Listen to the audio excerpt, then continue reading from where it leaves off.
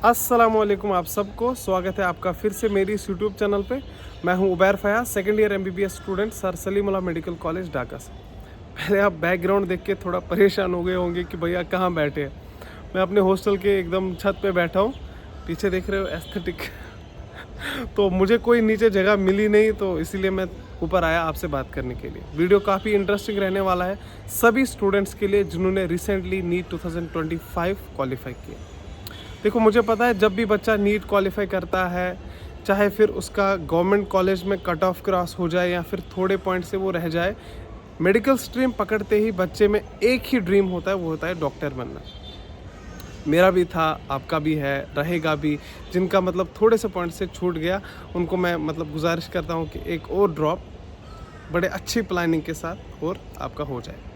अब इस वीडियो में हम क्या बात करेंगे? इस वीडियो में मैं मुखातिब पर्टिकुलरली हो रहा हूँ उन बच्चों से जिनका गवर्नमेंट कॉलेज में हो जाएगा इंडिया में, और वो भी बच्चे जिनका नहीं होगा और वो बांग्लादेश या किसी और कंट्री में एमबीबीएस करना चाहते हैं। सबसे पहले तो हम बात करेंगे आपको एमबीबीएस इन बांग्लादेश या अदर कंट्रीज़ में क्या एलिजिबिलिटीज़ रहती है और क्या बेनिफिट्स रहते हैं आपको बांग्लादेश में पढ़ने के। नंबर 2, मोस्ट इंपॉर्टेंट जिसके लिए मैं वीडियो बना रहा हूँ, वो है कि हमारी प्री प्रेपरेटरी एमबीबीएस क्लासेस कब स्टार्ट हो रही है। ठीक है, आपको पता ही है लास्ट ईयर भी हमने लगभग 160 बच्चों को प्री प्रेपरेटरी क्लास में पहले ही सेकंड टर्म तक ट्रेन कर दिया था। और वो जो अभी बच्चे आ गए हैं कॉलेज में, तो वो कितना खुद को ईज फील कर रहे हैं वो आप सोच भी नहीं सकते हो। वो हमें पता है, जो हमें रोज़ उनकी फीडबैक देखने को मिलती है। उनके हमने टेस्टिमोनियल्स भी मंगवाए। इंशाल्लाह मैं एक और वीडियो बनाऊँगा, उस पर टेस्टिमोनियल्स उनके शेयर करेंगे। ठीक है, तो सीधा चलते हैं वीडियो की तरफ। नंबर 1, एमबीबीएस इन बांग्लादेश। सपोज बच्चा है, अब जिसका मतलब थोड़े से पॉइंट से नीट रह गया, 2 ड्रॉप थे, 3 ड्रॉप थे, तो अब वो मज़ीद कोई रिस्क नहीं लेना चाहता है। ठीक है, तो अब उसने सोचा कि मुझे अब्रॉड जाना है बांग्लादेश। अब उसका क्वेश्चन रहता है क्यों बांग्लादेश, बाकी भी तो कंट्रीज़ हैं। अब सबसे पहले अब्रॉड जाने से पहले आपको 4 चीज़ों का ख्याल रखना होता है, जो एनएमसी की 4 गाइडलाइंस है। आपको पता ही है, जो हमारे हेल्थ मिनिस्टर है जेपी नड्डा साहब, उन्होंने ये 4 गाइडलाइंस जो है पार्लियामेंट में भी बयान की थी।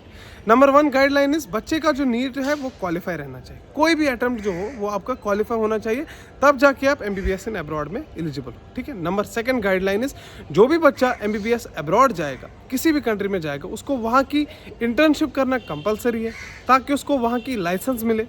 ठीक है, लाइसेंस लाना ज़रूरी है। मतलब you must be a verified और registered doctor of that very country as well in which you have pursued your MBBS, चाहे कोई भी कंट्री हो। ठीक है, दिस वाज नंबर 2 गाइडलाइन। तीसरी गाइडलाइन क्या है? जब भी बच्चा अब्रॉड से रिटर्न करे इंडिया, तो उसको एक मेडिकल लाइसेंसिंग एग्जाम देना होगा, जिसको एफएमजी या फिर नेक्स्ट बोला जाएगा। नेक्स्ट तो बोला जाएगा, वो तो इम्प्लीमेंट भी हो गया। ठीक है, तो वो क्लियर करने के बाद आप एक इंडियन मेडिकल डॉक्टर बन जाओगे। ठीक है, और आपके एमबीबीएस कोर्स की ड्यूरेशन 54 मंथ से कम नहीं होनी चाहिए। यही 4 गाइडलाइंस हैं, जिन 4 गाइडलाइंस का आपको मतलब ख्याल रखना है, चाहे आप कभी भी अब्रॉड के लिए प्लान करो।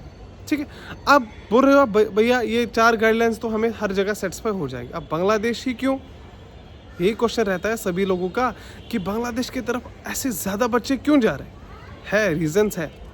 Number 1, disease pattern. आप जो डिजीज़ इंडिया में पढ़ रहे हो, वही डिजीज़ आपको यही भी पढ़ने को मिल रही। मतलब आप कोई भी डिजीज़ पढ़ोगे, सपोज आप मलेरिया पढ़ रहे हो, उसका इंक्यूबेशन पीरियड पढ़ रहे हो, उसका पैथोजेनेसिस पढ़ रहे हो, उसका लाइफ साइकिल पढ़ रहे हो, मतलब और उसका ट्रांसमिशन वगैरह जो भी आप पढ़ोगे, वो इंडिया और बांग्लादेश का सेम है, बुक्स भी सेम है। तो मतलब डिजीज़ पैटर्न और 100% नेशनल मेडिकल कमीशन का जो सिलेबस है, वो एक ही कंट्री में मतलब इफेक्टिवली फॉलो होता है, that is only and only Bangladesh. Number 2 reason, cost effectiveness.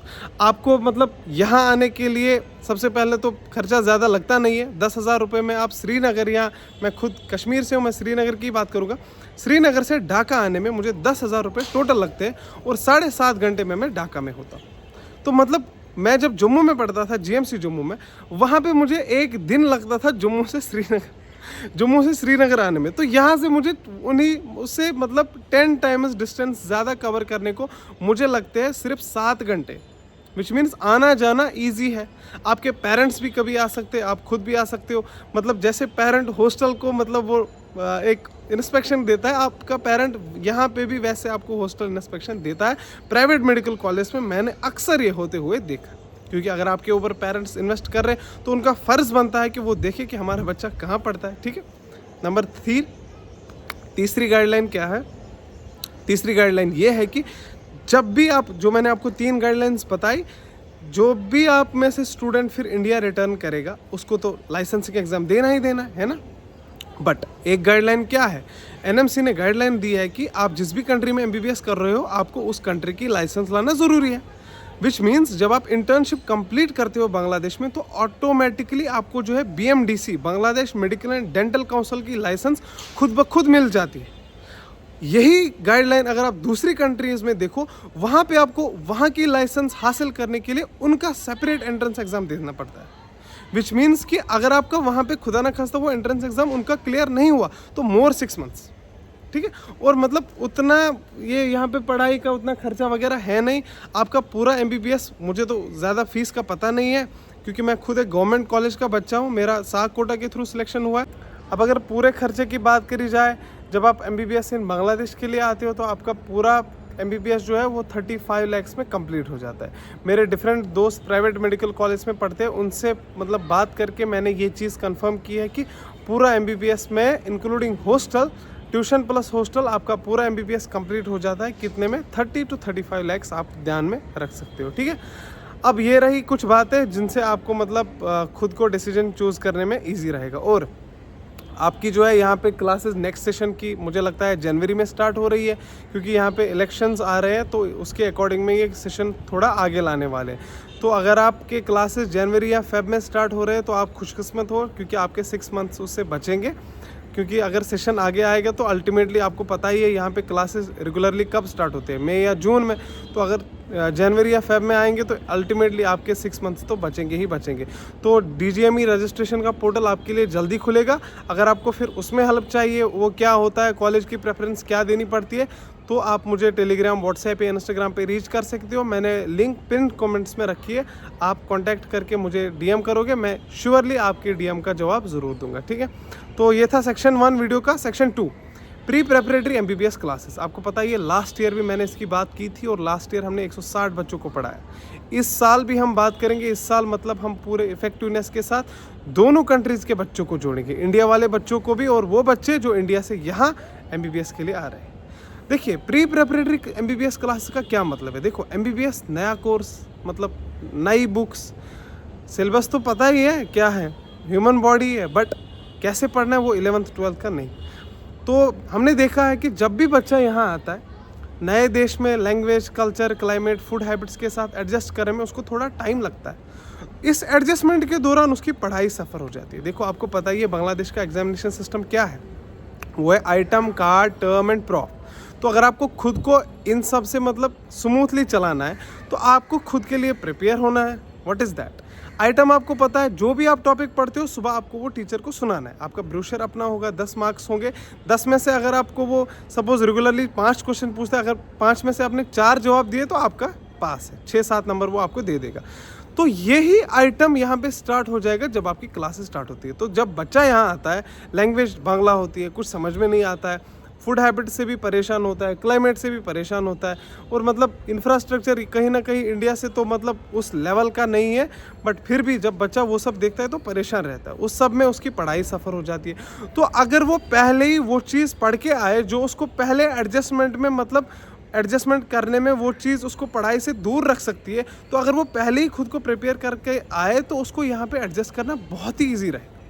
Plus हमने बांग्ला क्लासेस भी रखी है। देखो, मैं तो खुद फिजियोलॉजी आपको पढ़ाऊंगा, लास्ट ईयर भी मैंने फिजियोलॉजी पढ़ाया था। हमारे पास अभिषेक भैया है, MBBS 4th year student, Tairunnessa memorial medical college से, वो आपको एनाटॉमी पढ़ाएंगे और बांग्ला क्लासेस भी रखी है, ताकि आप यहाँ पे मतलब जब आओ आपको इंटरेक्शन पहले ही मतलब आ जाना चाहिए। देखिए, जब भी आप बांग्लादेश में पधार होगे इंशाल्लाह, तो आपको जो है यहाँ पे बांग्ला बोलनी ज़रूरी है। बांग्ला उतना मसला है नहीं, मैंने 6-7 महीने में सीख ली थी, बट लेकिन चैलेंज तो है। ये तो एक चैलेंज ही है कि कौन कितना जल्दी सीखेगा, बट अगर आप खुद को उसी हिसाब से प्रिपेयर करके आओगे तो आपको यहाँ पे एडजस्ट करना काफ़ी इजी रहेगा। और दूसरी चीज़, जो बच्चे नीट क्वालिफाई किए, आप जिनका गवर्नमेंट कॉलेज में कट ऑफ क्लियर हो जाएगा, उनके लिए मेरा मैसेज है कि अगर आपको अभी काउंसलिंग और एडमिशन के दौरान, एडमिशन तक कुछ 6 या 5 मंथ्स का गैप आ रहा है, तो आप भी प्री प्रेपरेटरी क्लासेस ज्वाइन करके एनाटॉमी, फिजियो और बायोकेम खुद के लिए मतलब एक बार रीडिंग देके दिमाग में बिठाओगे कि हमें किस लेवल का पढ़ना होता है, ताकि आप जो है कॉलेज में जब पहुंचोगे आप खुद को थोड़ा एक एज फील कर पाओगे कि हाँ हम कहीं से आए हैं, हमें पहले ही आइडिया है। पहले पहले दिक्कत होती है या फिर नीट के एक्साइटमेंट में इंसान ही चला ही जाता है कि पहले फिर उसको 1 साल लगभग कंपनसेशन में लगता है कि हाँ मेरा नीट तो हो गया, अब नीट पीजी भी है आगे, इंटर्नशिप भी है आगे। तो वो चीज़ें हम आपको पहले ही गाइड करेंगे कि अप्रोच कैसे करना है एमबीबीएस को, क्योंकि हमने पहले सीखा, हमसे गलतियाँ जो हुई है वो गलती आप नहीं करोगे। आप अहमियत नहीं जानोगे कि एमबीबीएस प्री प्रेपरेटरी क्लासेस की क्या है। वो हमें इस साल के बच्चे बता रहे हैं जो आए हैं डिफरेंट कॉलेज से, जिनके मैं मतलब रोज़ फ़ोन कॉल्स उठाता हूँ, तो और वो शुक्रिया अदा वहाँ से करते हैं। तो ये सेम चीज़ मैं आपके लिए एडवाइस करता हूँ कि अगर आप ये वीडियो देख रहे हैं जिनका नीट क्लियर हुआ है, चाहे बांग्लादेश आना है, चाहे गवर्नमेंट कॉलेज इंडिया में पढ़ना है, तो प्री प्रेपरेटरी क्लास आप ज्वाइन करोगे। लिंक पिन कमेंट्स में है, आप क्लिक करके व्हाट्सएप पे भी पहुंच जाओगे, टेलीग्राम, इंस्टाग्राम, जहाँ पे भी आप पहुंचोगे वहाँ पे इंशाल्लाह ज़रूर और ज़रूर मैं आपको मतलब वहाँ पे जवाब दूंगा और प्री प्रेपरेटरी क्लासेस में आपकी मैं मदद करूँगा, ठीक है। बाकी एडमिशन के रिलेटेड अगर क्यूरी है, कॉलेज कैसे है, हम कॉलेज कौन कौन चूज़ करेंगे, कौन सा कॉलेज अच्छा है, किसका एफएमजी कैसा है, तो उसके लिए भी मैं आपको सेम एडवाइस करता हूँ। आप पिन कमेंट्स में मुझे रीच करिए, हम इफ़ेक्टिव सभी सवालात के जवाब आपको देंगे। तो मैं अब बहुत ज़्यादा थक गया हूँ यहाँ, तो एंड करते हैं इस वीडियो को यहीं पे। मिलते हैं अगले किसी वीडियो में, तब तक के लिए अपना ख्याल रखिए और बैकग्राउंड को रेट करिए। खुदा हाफिज़ सबको।